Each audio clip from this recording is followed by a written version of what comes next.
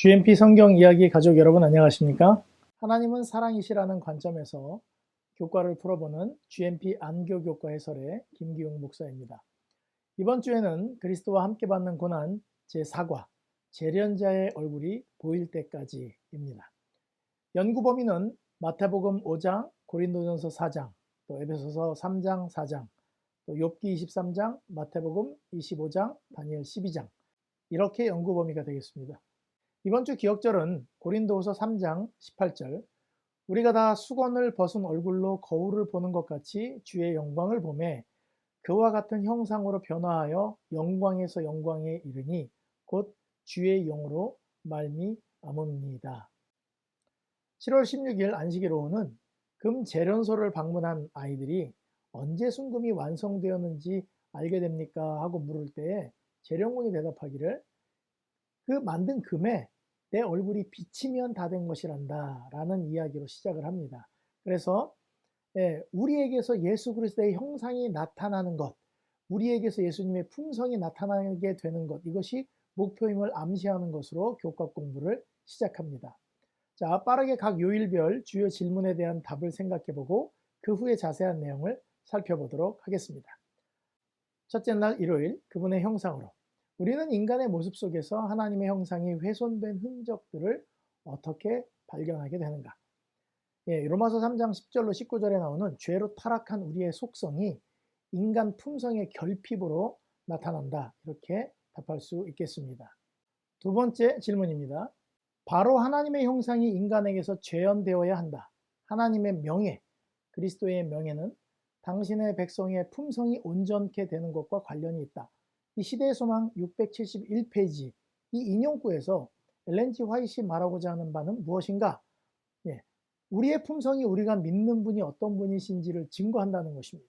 예수님이 십자가에 보여주신 사랑을 받아들인 우리 그리스도인들을 통해서 세상과 우주에 하나님의 품성을 보여주는 것이 예수님의 사명이었다. 이렇게 이야기할 수 있겠습니다.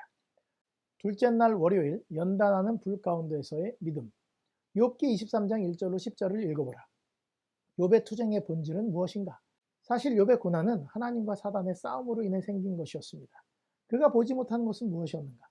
그는 이 고난의 이유를 몰랐습니다. 그리고 하나님의 인도하심을 볼 수 없었습니다. 동시에 그에게 닥쳐온 시험에도 불구하고 그는 믿음으로 어떻게 대응하는가? 이유를 알 수 없는 시련이었지만 연단 과정으로 깨닫고 이후에 더 성장할 것을 믿고 인내함으로써 하나님을 신뢰하는 모습을 보여줍니다. 자, 셋째 날 화요일입니다. 예수님의 마지막 말씀, 열 처녀의 비유를 읽어보라. 기름을 성령의 상징으로 볼 때와 그리스도를 닮은 품성을 소유하는 것으로 대한 상징으로 볼 때 그 의미가 어떻게 달라지는가? 기름이 각기 그 다른 것을 상징한다고 할 때 이 비유를 통해 그대는 어떤 교훈을 얻게 되는가? 그 기름이 성령을 상징하든 품성을 상징하든 이것은 나누어 줄 수 없는 것이고 단기간에 준비가 불가능한 것입니다. 그래서 지금 준비하는 것이 지혜로운 것이다. 이렇게 대답할 수 있겠습니다. 마태복음 25장 31절로 46절에 나오는 양과 염소의 비유를 읽어보라. 양과 염소를 구분하는 기준은 무엇인가? 그들의 삶에 나타난 품성의 열매를 기초로 그들을 구분하는 것을 볼 수 있습니다. 넷째 날 수요일 지혜 있는 자. 다니엘 12장 1절로 10절을 읽어보라. 이 말씀은 어떤 배경에서 주어진 것인가? 지구 역사의 어느 시점에 대해 언급하고 있는가? 마지막 때를 언급하고 있습니다. 이 말씀은 그 시기에 살아있을 하나님의 백성의 품성을 어떻게 묘사하고 있는가? 악인들과 대조하여 볼 때 의인들에게는 어떤 특성들이 나타나게 될 것인가? 의인들은 연단을 받아 스스로 정결하고 희게 한다고 이야기를 합니다. 그리고 그대로 의를 행하고 거룩하게 된다고 이야기하고 있습니다. 다섯째 날 목요일 품성과 공동체. 에베소서 4장 11절로 16절을 읽어보라. 바울은 여기에서 공동체의 역할에 대해 무엇이라 말하고 있는가? 자, 성도를 온전하게 하며 봉사의 일을 하게 하며 그리스도의 몸을 세우며 그리스도의 장성한 분량이 충만한 데까지 자라게 경험하게 하는 것. 이것을 이 공동체가 이루어내야 할 사명으로 이야기하고 있습니다. 이렇게 교과 주요 질문들에 대한 답을 잠깐 살펴보았습니다. 자, 그러면 마음을 편안하게 하시고 교과에 기록된 내용 중에서 우리 생각해 볼 만한 부분들을 하나씩 생각해 보도록 하겠습니다. 자, 첫 번째는 안식일 오후에 금 재련과 관련된 이야기를 통해서 이 실현의 문제를 풀어가려는 시도를 합니다. 자, 여러분, 이 금강석이라는 것은 이렇게 생겼습니다. 우리가 그냥 볼 때 어떻게 막 금이 엄청 많이 들어있어 보입니까? 그렇지 않죠. 네, 이 금강석에서 금을 캐낼 때 금이 왜 이렇게 가치가 있는가? 아무 데서나 주스면 가치 있는 게 아니겠죠. 이런 돌들 가운데 금을 머금고 있는 것이 있습니다. 이거 길거리에서 여러분 발견하시면 집으로 갖고 들어오시겠어요? 아니면 던져버리시겠어요? 네, 그런데 이런 많은 돌들을 가지고 이제 사람들이 이 안에 금이 들어있다는 것을 알면 그것을 눈치챈 사람들은 그것을 첫 번째 빻습니다. 물론 기계로도 빻지만 이렇게 절구공이로 그것을 빻아가지고 다 계속해서 부셔서 고운 가루로 만들게 됩니다. 그리고 이제 물에 거르게 되고, 물에 거르게 되면 많은 먼지들은 그냥 물에 씻겨 나갑니다. 하지만 금은 비중이 크기 때문에 밑으로 가라앉게 되어 있죠. 그래서 일반적으로 금강석 1톤을 부수고 잘게 갈아서 물에 흘려가지고 한 1300도 되는 용광로를 3번이 지나야 순금이 나온다고 합니다. 제가 그 동영상을 보여드리고 싶은데 그렇게 하게 되면 저작권 위반이 돼가지고 안 됩니다. 제가 링크를 설명란에 걸어 드리겠습니다. 자, 먼저 이렇게 금속이 하나가 나오는데 이 안에는 금, 은, 동 여러 가지가 섞여 있어요. 그러면 거기다가 다시 여러 가지 첨가물을 넣어가지고 다른 것들을 분리를 시킵니다. 그리고 다시 불에다가 통과를 시키면 이렇게 금이 나옵니다. 조금 탐광을 하는데 1톤의 금광석에서 5g의 금이 나온다고 합니다. 그 다음에 이렇게 많은 돌들을 가른 다음에 모아진 이 금을 가지고 다시 어디로 가냐면 이렇게 불에다가 넣어서 또 재련을 하는 것입니다. 그래서 이런 1kg짜리 발을 하나 얻으려고 하면은요 50톤의 금강석을 넣어야만 요 1kg짜리 금이 나온다는 거죠. 50톤에서 1kg를 건질 수 있다는 거예요. 여러분 50톤의 돌을 가는 이 재련사의 마음을 한번 생각해 보셨습니까? 여러분 우리는 교과 공부에서 자꾸 시련과 고난에 대해서 이야기를 합니다. 그러면서 뭐라 그래요? 시련과 고난을 당하는 우리가 힘들다는 거죠. 그런데 이 일을 통해 우리를 순결한 사람으로 바꾸시려는 하나님의 인내하심과 그분의 성실하심도 만만치 않게 힘들고 어려운 일이라는 것을 알아야 합니다. 우리는 종종 우리 시련에만 집중해서 힘들다. 그런데 여러분 원래 우리는 그냥 버려질 돌이었습니다. 근데 그분이 우리를 택하셔서 먼저 많은 부분을 깨뜨리고 날리고 또 녹이고 순수한 것을 얻기 위해 노력하시는 하나님 때문에 우리가 가치 있는 사람이 된다는 그렇게 이해해 주시면 좋겠습니다. 자, 우리 입장에서는 고난이지만 하나님 입장에서도 뜨거운 영광로와 싸워야 하고 그 오랜 시간 동안 시간을 투자해야 하는 것 하나님도 마찬가지라는 거 잊지 마시고 시련에 집중하지 마시고 하나님께 집중하시면 여러분들의 고난의 많은 부분들을 해결할 수 있다는 것을 잊지 않으시면 좋겠습니다. 자, 일요일 그분의 형상으로와 월요일 연단하는 불 가운데서 믿음을 지킨 욥에 대해서 알아보도록 하겠습니다. 자, 이 구속의 경륜에는 사람을 구원하는 일보다 더 넓고 깊은 목적이 있었다 이렇게 이야기합니다. 그리스도께서 이 땅에 오신 것은 단순한 사람의 구원, 우리를 구원하기 위해서 오셨지만 이것만을 위해서 오신 것이 아니라는 거예요. 이 작은 세계 거민들에게 하나님의 율법을 마땅히 생각해야 할 대로 생각하게 하는 것뿐만 아니라 온 우주 앞에 하나님의 품성을 옹호하시려는 것이다. 예수님이 이 땅에 오신 목적이 뭐라고요? 더 깊은 목적이 있고 그 뜻이 있는데 그건 하나님의 품성을 옹호하는 것이라는 거예요. 자, 그 품성이 뭡니까? 하나님은 사랑이시다. 하나님은 사랑이라는 거예요. 하나님은 사랑이 아니라고 반기를 든 게 사탄이었습니다. 하나님은 무서운 분이다. 군림하는 분이다. 만약에 여러분들이 이유 불문하고 이런 생각을 조금이라도 하시는 분들은 사단의 의견을 받아들이시는 분이라고 보시면 됩니다. 우리가 태초에 창조되었을 때 하나님의 형상대로 창조가 되었습니다. 사람은 하나님의 율법과 본성에 완전히 조화를 이루었었다고 해요. 그러니까 우리는 쉽게 얘기해서 하나님의 품성이 그대로 드러나는 얼굴을 가지고 있었다는 거예요. 의의 원칙이 그의 마음에 새겨져 있었다. 그래서 여러분 우리가 행동하는 건 다 어디에서 기인하냐면 우리 마음에서 기인이 됩니다. 그런데 죄가 마음에 들어옴으로 창조주와 사람을 분리시켰다고 이야기합니다. 그는 더 이상 하나님의 형상을 반사할 수 없게 되었다. 그의 마음은 하나님의 율법의 원칙과 반대되었다. 그러니까 이제 뭘 회복시켜야 되는 거예요? 마음을 회복시켜야 되는 것입니다. 그러니까 하나님께서 하나님이 어떤 분이신지 우리를 통해서 이 일을 보여주시려고 우리를 택하셨다는 것입니다. 영광입니까? 네, 영광입니다. 여러분, 국가대표, 나라를 대표해서 나가는 사람입니다. 양궁이라든지 쇼트트랙이라든지 태권도라든지 우리나라에서 선발전 하는 것이 세계 선수권 대회나 올림픽 나가서 금메달 따는 것보다 더 어렵대요. 국가대표는 잘하는 사람이 해야 됩니까? 못하는 사람이 해도 괜찮습니까? 잘하는 사람이랑 해야 됩니다. 그러면 하나님께서 그분의 품성을 드러내려면 아주 착하고 성품 좋고 하나님 닮은 사람들이랑 해야 돼요? 우리랑 해야 돼요? 우리를 구경거리로, 세상의 구경거리로 두셨다는 거예요. 아, 감사합니까? 부담되죠. 불가능해요. 우리는 국가대표 자격이 없습니다. 근데 하나님이 부르셨어요. 걱정하지 말래요. 본인이 만들어 주겠다고. 그런데 만약에 이렇게 불가능한 사람들이 하나님의 품성을 드러낼 수 있으면 우리가 잘한 거예요? 코치가 잘한 거예요? 코치가 훌륭해서 그런 것입니다. 우리 욥에 대해서 보겠습니다. 욥은 연단하는 불 가운데서 어떤 믿음을 보였을까? 자, 욥기 1장 1절로 3절에 있는 말씀이 이렇습니다.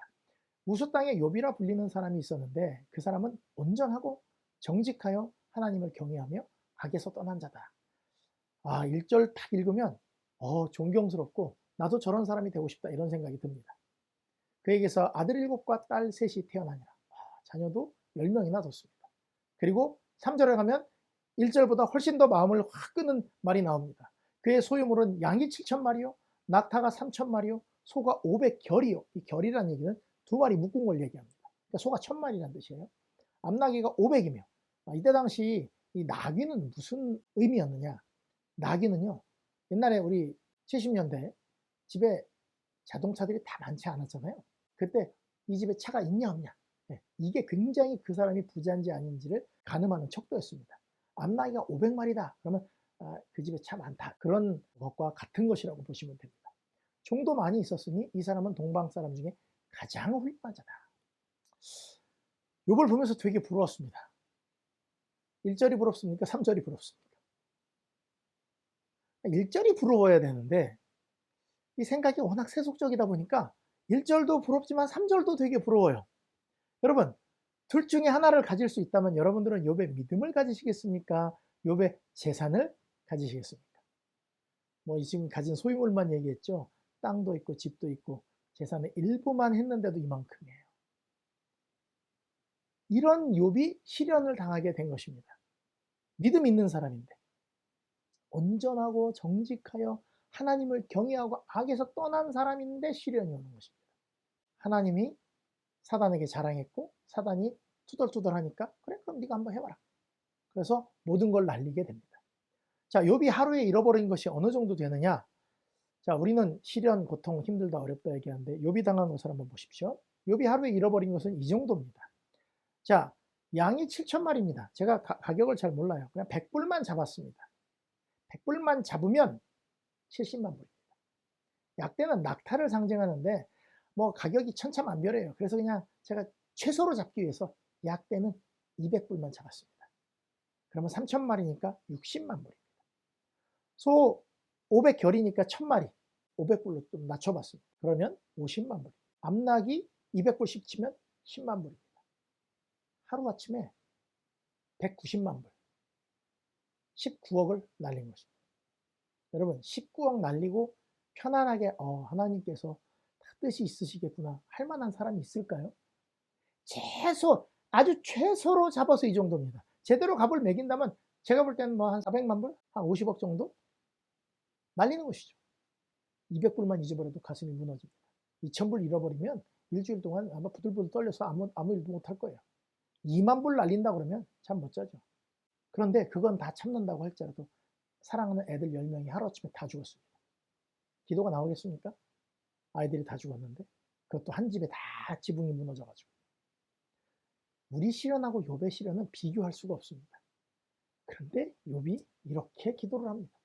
이 모든 일에 욥이 범죄하지 아니하고 하나님을 향하여 원망하지 아니하니라. 그러니까 이제 시련이 한번 확 왔는데 거기서 반짝 빛이 난 것입니다. 그랬더니 사단이 불평합니다. 아, 지 몸이 건강하니까 그러죠. 네 맘대로 해봐라. 머리끝부터 발끝까지 종기가 났어요. 그렇게 또 어려운 가운데 와이프가 뭐라 그래요? 야, 하나님 저주하고 죽어라. 그랬더니 이 욥기 2장 10절에 있는 말씀을 한 것입니다. 그가 이르되 그대의 말이 한 어리석은 여자의 말을 같도다.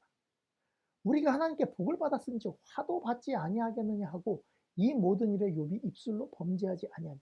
사단이 기가 막힌 것입니다. 온몸을 망가뜨리고 재산을 다 뺏었는데도 하나님을 찬양하고 하나님을 신뢰하는 거예요. 하나님은 뻔뻔히 계셨을까요? 내가 이 정도야 이렇게 하고? 아니요. 많이 아프셨습니다. 여러분, 참는 게 더 힘든 거예요. 우리는 십자가를 당하거나 시련을 당하면 능력이 없어서 그걸 견뎌야 되잖아요. 요거는 큰 게 아니에요. 이겨낼 수 있는데 그걸 절제하시는 거죠. 십자가에서 내려올 수 있는데 안 내려오시는 거예요. 우리는 능력이 없어서 참지만 하나님은 능력이 있으심에도 불구하고 참으시면서 이 귀한 선물을 욥에게 주는 거예요. 욥이 너무너무 기특한 말을 또 한마디 합니다. 그러나 내가 가는 길을 그가 아시나니 그가 나를 단련하신 후에는 내가 순금같이 되어 나오리라. 욥은 하나님을 알았어요. 이 욥기를 보면서 우리 생각을 좀 해보면 그렇습니다. 아, 이렇게 고난을 견디니까 2배의 재산이 생겼다. 이렇게 얘기를 해요. 여러분, 2배의 재산, 여러분 재산이 이렇게 많아도 마음을 두고 있지 않아서 그거 하나님 거라고, 그건 내 거 아니라고 딱 이런 사람이에요. 하나님께서 그래서 마음 놓고 뭐든지 주실 수 있었어요. 사단이 돈 많아서 그렇습니다 이랬는데 그걸 제거하니까 돈이 없어도, 그러니까 금이 있는데 돈으로 발라놨거든요. 흙을 발라놨는데 그걸 싹 걷어내니까 진짜 금이 나오는 거예요. 믿음의 빛이 확 나는 것입니다. 여러분, 욥이 모든 것을 마치고 난 뒤에 하나님께서 2배의 축복을 주셨습니다. 양 14,000마리, 약대 6,000마리, 소 1,000결이, 암나귀 1,000마리. 그리고 자녀들도 또 줬는데 그 딸들이 세상에서 제일 이뻤다 그랬어요. 엄청 좋아했을까요? 재산이 2배가 됐으니까? 아니에요. 있어도 그만, 없어도 그만인 그 재산은 늘어나거나 말거나 상관이 없어요. 이 시련을 통해서 욥이 얻은 것은 뭐냐면 그 모든 시련 속에서도 난 하나님을 버리지 않고 하나님을 끝까지 붙든 사람이었다. 이게 가장 행복한 것입니다. 여러분, 사법고시, 행정고시, 의사자격증 시험이 어려워요. 잠도 못 자면서 공부하고 코피 터지면서 공부했어요. 그런데 패스하면 기분이 어때요? 기분이 너무 좋은 거예요. 여러분, 지금 하나님께서 우리에게 그 시련을 주시는 것은 여러분들의 뭐 몸에 병이 생기거나 여러분들의 재산이나 자녀들의 문제로 인해서 여러분들을 막 건드리는 것은 그것으로 인해서 축복을 받고 못 받고를 결정하는 게 아니에요. 잠언 17장 3절에 이렇게 말합니다. 도가니는 은은, 풀무는 금을 연단하거니와 여호와는 마음을 연단하십니다. 모든 시련의 초점은 우리의 마음을 변화시키려는 것입니다. 죄로 망가진 것이 바로 마음이었기 때문에, 그래서 죄로 잡돌과 이물질이 잔뜩 들어간 그 마음을 힘들게 고난을 통해 갖고 막 뜨거운 불을 통해서 하나님이 이 마음 속에서 뭘 꺼내내시는 거냐면 우리가 태초에 하나님을 순순히 섬겼을 때 가졌던 그 순금 같은 믿음, 그 사랑을 꺼내려고 하는 것입니다. 사단의 공격은 격렬하고 단호하며 그의 속임수는 무섭다. 그러나 여호와의 눈은 당신의 백성을 주목하시며 그분의 귀는 그들의 부르짖음을 듣고 계신다. 그들의 고난은 크고 풀무의 불꽃은 바야흐로 그들을 태워버릴 것처럼 보인 것이다. 연단하시는 하나님께서는 그들을 불로 단련한 정금같이 나오게 하실 것이다. 자, 우리가 다 없어진대요. 정금같이 된대요. 정금 같게 하시려고 이 일을 하신다는 것입니다. 하나님께서 가장 큰 시련 기간에 당신의 자녀들에게 베푸시는 사랑은 그들이 가장 순조롭고 번영하던 때에 주신 것과 똑같이 강하고 부드럽다. 그러나 그들을 풀무 속으로 들어가게 하시는 것이 필요하다. 왜냐하면 그들이 그리스도의 형상을 완전히 반사하기 위하여서는 그들에게 있는 세속적인 것들이 불타버려야 하기 때문이다. 여러분들이 계속 어려워지고 뜨거운 불 가운데 들어가 있으면 어떻게 해야 돼요? 내가 이제 점점 귀해져 가고 있구나. 하나님께, 내가 그러니까 앞으로 더 하나님의 뜻을 구해야지. 이렇게 하시면 된다는 것입니다. 욥처럼 하나님께서는 여러분들을 반드시 그 순결한 것들을 꺼내서 믿음 있는 자리에 올려놓으시려고, 그분도 괴롭고 그분도 힘드시지만 이 일을 계속 하신다는 것을 시련의 때마다 잊지 마시기를 간절히 바랍니다. 자, 화요일 예수님의 마지막 말씀, 마태복음 25장의 열처녀 비유를 살펴봅니다. 여러분이 잘 아시는 마지막 때에 있을 일을 설명하는 것입니다. 10명의 처녀가 등불을 들고 준비하다가 다 졸며 자다가 신랑이 온다는 소리에 기름을 들고 나가려고 하는데 슬기로운 5처녀는 기름을 준비해 있었고 미련한 5처녀는 기름이 없어서 쫓겨났다. 그런 이야기입니다. 이야기를 하려면 많지만 여기서 지금 초점을 맞추는 것은 무엇이냐면 품성에 관한 것입니다. 자, 여러분, 재련을 할 때 불로 달구는 재련도 있지만 이걸 식히는 기간도 재련 기간에 포함됩니까? 그렇죠. 실현만 우리를 재련하는가? 불로 달군 금속 덩어리를 식혀야 다음 작업을 할 수 있어요. 그래서 어느 때는 밤새도록 식히는 일을 할 때도 있습니다. 시련이 없으면 아무것도 안 하는 것인가? 아닙니다. 평안할 때 하나님은 우리 속에 이물질을 제거하기 위한 작업을 하시는데 그게 식혀야 돼요. 지금은 다 녹아갖고 금하고 다 섞인단 말이에요. 식으면 금은 금대로 딱딱하게 굳고 금속은, 그리고 이 먼지들은 먼지대로 또 깨지는 것입니다. 그러니까 우리가 지금 평안할 때 뜨거운 열이 가해지는 게 아니라 그냥 편안하게 있으니까 말씀 보고 기도하고 봉사 이런 것들을 통해서 우리의 마음을 연단할 수 있는 것입니다. 기름을 준비하는 것, 성령이라고 했고 또 품성이라고 화이프님이 이야기를 했습니다. 뭐라고 말해도 다 같은 맥락입니다. 성령의 인도함을 받는 사람은 품성이 빛이 날 테니까요. 그럼 그것은 설교를 한 번 들어서 생기는 것이 아니라는 것입니다. 어디 가서 헌신회 한 번 했다고 생기지 않습니다. 막 촛불 켜놓고 막 기도하면 엄청 믿음 생기는 것 같죠? 네, 그래서 또 헌신해야죠, 진짜로. 하나님, 내 앞으로 그렇게 살겠습니다. 그런데 헌신회 끝나고 캠프파이어하고 노래 부르고 밤새 놀면서 다 까먹습니다. 사람들은 착각합니다. 내가 생각하는 이상적 믿음 생활, 그 머릿속에 그리고 있어요. 그 그리고 있으면 내가 그런 사람이라고 착각하는 거예요. 아니요, 그렇게 사셔야 합니다. 다니엘을 좋아하면 내가 다니엘 같은 사람입니까? 요셉을 좋아하면 내가 요셉 같은 사람이에요? 아닙니다. 성경에 나온 위인들은요, 그런 평상시에 성령의 인도를 계속 받았기 때문에 다니엘 같은 믿음이 시련을 통해서 나온 것입니다. 위기의 순간에 그의 평상시에 갈고 닦았던 하나님께서 주셨던 그 안에 들어있던 그 금들이 시련을 통해서 밖으로 나와서 다니엘이 훌륭한 사람이에요. 그러면 마지막 때에 예수님이 10처녀의 비유를 통해서 말씀하신 게 뭐예요? 아무 시련이 없어 보이는 때, 위급하지 않은 때 충분하게 잘 준비하라는 것입니다. 제가 원주에서 사감을 한 적이 있는데 아이들한테 물어봤습니다. 너 한 달에 월급을 얼마나 받으면 좋겠냐? 그럼 아이들이 막 상상의 나래를 펴고 날아갑니다. 거기서 저 200만 원만 받으면 좋겠어요. 이런 애가 한 명도 없었어요. 1억? 10억? 막 이렇게 얘기합니다. 그럼 제가 물어봅니다. 너 공부 잘해? 아니요. 그러면 뭐 예를 들어서 그때는 박지성이었죠. 손흥민처럼 축구 잘해? 아니요. 조수미처럼 노래 잘해? 아니요. 너 악기 잘해? 아니요. 그럼 무슨 수로 10억을 버니? 제가 이렇게 얘기를 해요. 이게 무슨 말이냐면 꿈꾸는 이 월급과 실제로 부닥치는 월급이 다르다는 것이죠. 교회도 빠지고 교과도 안 하고 평상시 기도도 안 하고 성경도 안 읽으면서 또 하나님 생각도 안 하면서 맨날 자기 쳐다보고 치장하고 옷매무심만 신경 쓰면서 기름은 가득 채우고 싶은 거예요. 우리 여자분들 화장하는 정도로만 신경 써서 말씀을 묵상하세요. 화장할 때 어떻게 신경 씁니까? 지우는 게 먼저 세수 열심히 하시고 먼저 기초로 뭐 바르고 위에 바르고 또 자기 전에 바르는 게 몇 가지입니까? 그런 마음으로 이게 무슨 뜻일까 생각하면 성경 여러분들 박사 되십니다. 밖에 나갈 때 색깔 그리고 눈썹 그리고 말이에요. 눈썹 올리고 얼마나 열심히 합니까? 차에서. 그런 정성을 가지고 성경을 보시면 여러분들 박사님이 될 수 있습니다. 그러면 기름, 품성 엄청 잘 채울 수 있어요. 네, 이 지금 평상시에 여러분들이 지금 하는 일이 준비하는 거예요. 양과 염소의 비유도 마찬가지입니다. 그 어려움을 당한 사람이 예수님이면 길을 쓰고 달려들어서 도왔겠죠. 누구에게는 잘하고 누구는 버려도 되는 사람이 된 거예요. 왜요? 인간성이 그러니까. 그런데 두 사람 다 특징이 있어요. 양도 염소도 똑같이 자기가 무슨 일을 했는지 몰라요. 자기가 언제 그랬냐요. 주인이 뭐라 그래요? 지극히 작은 자 하나에게 한 것이 곧 내게 한 것이다. 안식일을 잘 지킨 게 아니고 지극히 작은 자 하나에게 선행을 베푼 것이 곧 내게 한 것이다. 그러니까 양으로 대표된 사람들은 선행을 했는데 이게 몸에 밴 거예요. 그런 사람을 보면 항상 그렇게 마음을 썼기 때문에 기억을 못하는 거예요. 또 염소인 사람들도 한 번도 그런 적이 없어요. 그래서 기억을 못하는 것입니다. 여러분, 우리 안식일교인들이 좀 깊이 생각해야 하는 것은 안식일을 지키는 게 구원받는 조건이 아니라는 거예요. 안식일만 지키는 게.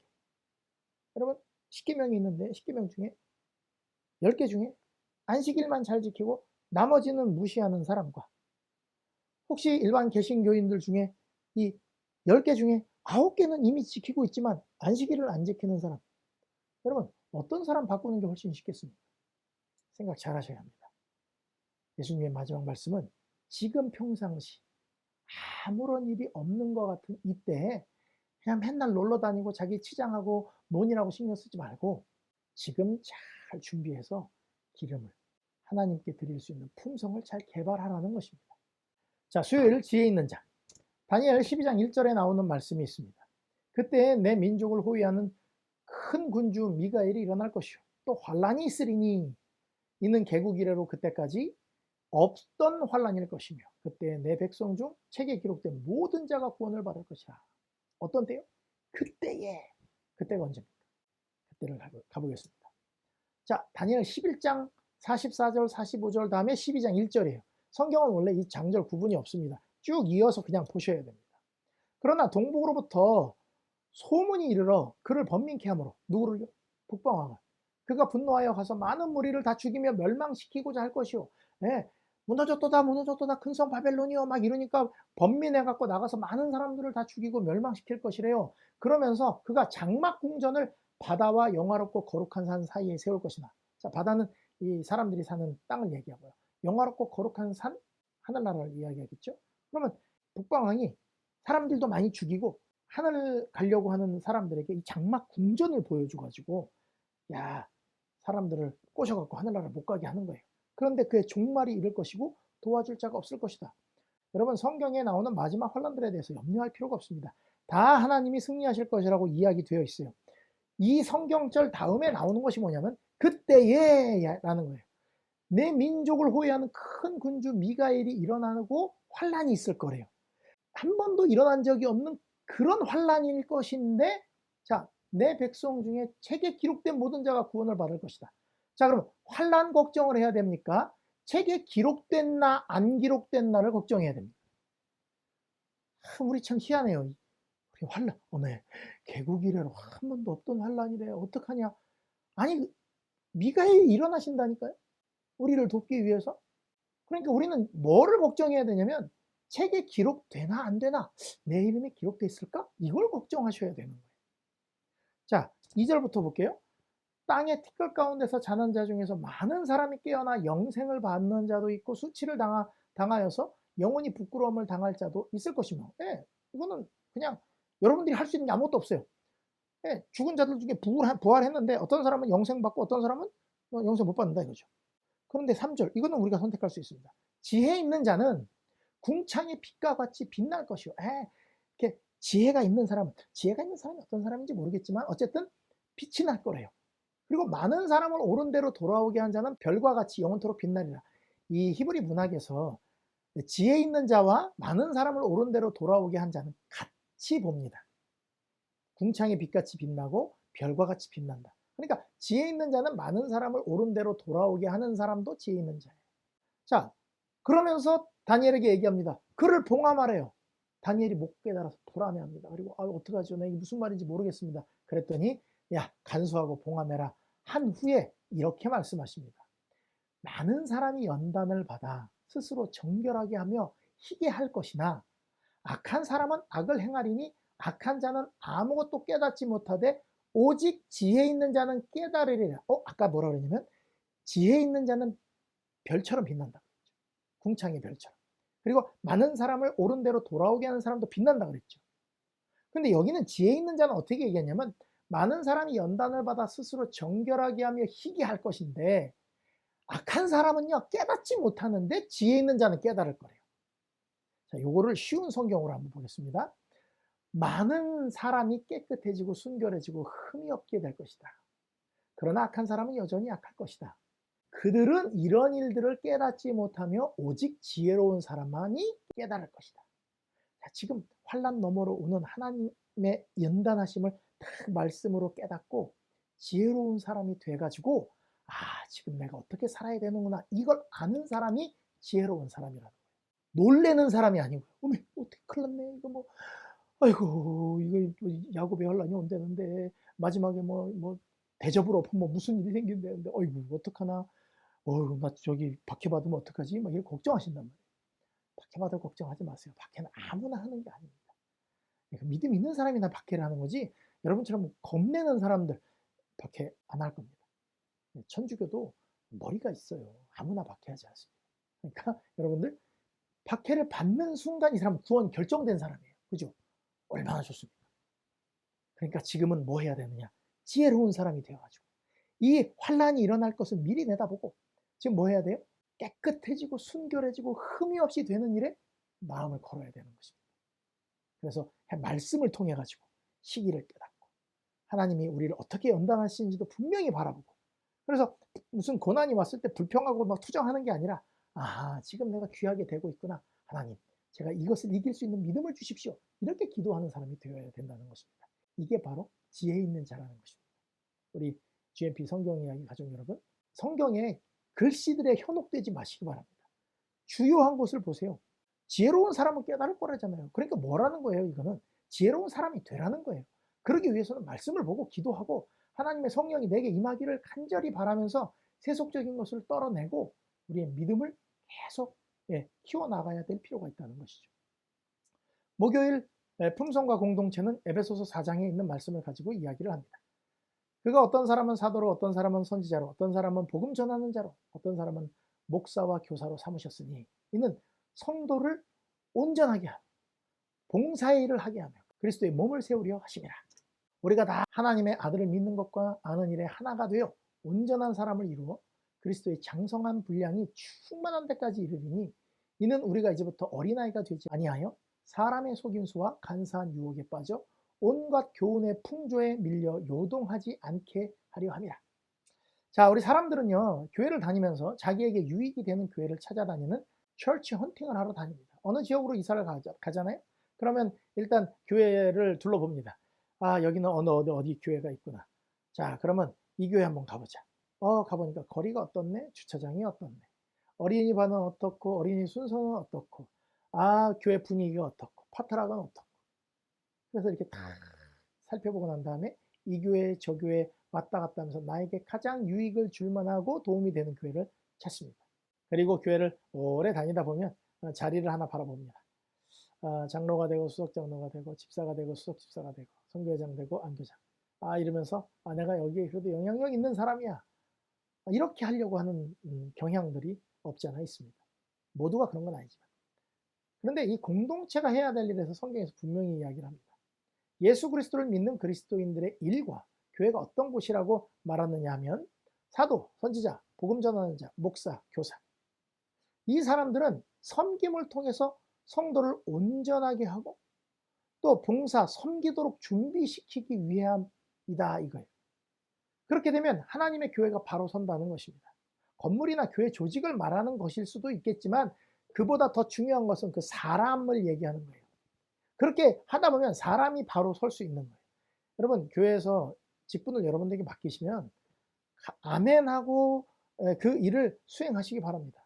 그러면 그 일을 하다 보면 그리스도의 장성한 분량이 충만한 데까지 이르게 된다는 거예요. 어린아이같이 되지 않게 하려고 한다는 거예요. 애들은 자기밖에 몰라요. 힘들면 내려놓고 포기합니다. 울고 뒤로 빠집니다. 나 여기까지만 할 거야. 힘들면 교회 안 나와. 왜 나만 이렇게 힘들어? 누가 뭐라 그러면 휙 넘어가고 다른 사람 한마디 하면 확 쏠려가지고 또 교회 안 나오고 이렇게 힘들게 하지 말라는 것입니다. 어린아이가 그런데 그런 믿음을 가지는 게 아니라 무슨 일이 있어도 하나님의 교회를 위하여 자신을 희생하고 사람들이 눈에 거슬린다 할지라도 이 교회를 붙들고 계신 분이 하나님이라는 것을 알고 완전히 장성한 믿음을 가지게끔 하려고 이 공동체를 주셨다는 것입니다. 그래서 이런 공동체에서 하나님께서 여러분들에게 맡기신 직분들을 겸손하게 지고 가다 보면 마음이 연단을 받아가지고 보다 큰 일꾼으로 또 하나님의 일을 감당하는 사람으로 키워갈 수 있다고 이야기합니다. 그래서 교회는 내 품성을 형성해 가는 그리고 다른 사람의 품성도 같이 발전시키는 귀한 장소가 됩니다. 모든 것을 마치면서 교과 공부에 나와 있는 말씀 하나를 읽겠습니다. 품성은 양도할 수 있는 것이 아니다. 그것은 사거나 파는 것이 아니라 체득해야 하는 것이다. 예, 품성은 뭐 어디 가서 내가 헌금 좀 더 할 테니까 나 좀 주세요. 이렇게 할 수 있는 게 아니라는 거예요. 본인이 체득해야 된다는 것입니다. 주님께서는 각 개인에게 은혜의 시기 동안 의로운 품성을 체득할 기회를 주셨다. 그러나 그분께서는 한 사람의 인간 배려자가 다른 사람을 대신해 힘든 경험을 통과하게 하시거나 크신 교사로부터 교훈을 배움으로써 개발할 수 있는 품성을 거저 나누어주는 방식을 사용하지 않으셨다. 목사가 아무리 설교를 잘한다 할지라도 여러분이 개인적으로 깨닫지 못하면 그 품성을 터득할 수 없다는 것입니다. 그분께서는 각 사람으로 하여금 시련 가운데서 인내를 나타내고 불가능한 산을 옮길 수 있는 믿음을 행사하게 하신다. 우리 GMP 성경 이야기 가족 여러분, 교과 공부를 하시는데 목사의 어떤 교과 해설을 딱 들으면 한 번에 딱 정리가 되고 좋죠. 그런데 이걸 듣기 전에 여러분이 먼저 공부를 한번 해보셔야 합니다. 도대체 무엇을 이야기하려고 하는가? 난 여기서 무엇을 배워야 하는가? 하나님께 직접 배우세요. 여기 뭐 훌륭한 목사님들이 더 아주 많이 교과를 하는데 그냥 저는 제가 느끼는 감정만 여러분께 전달하는 것 뿐입니다. 하나님이 여러분에게 개인적으로 직접 말씀하시면 더 훌륭하게, 더 자세하게 말씀하실 수 있다는 거예요. 그러니까 여러분이 체득을 하셔야 돼요.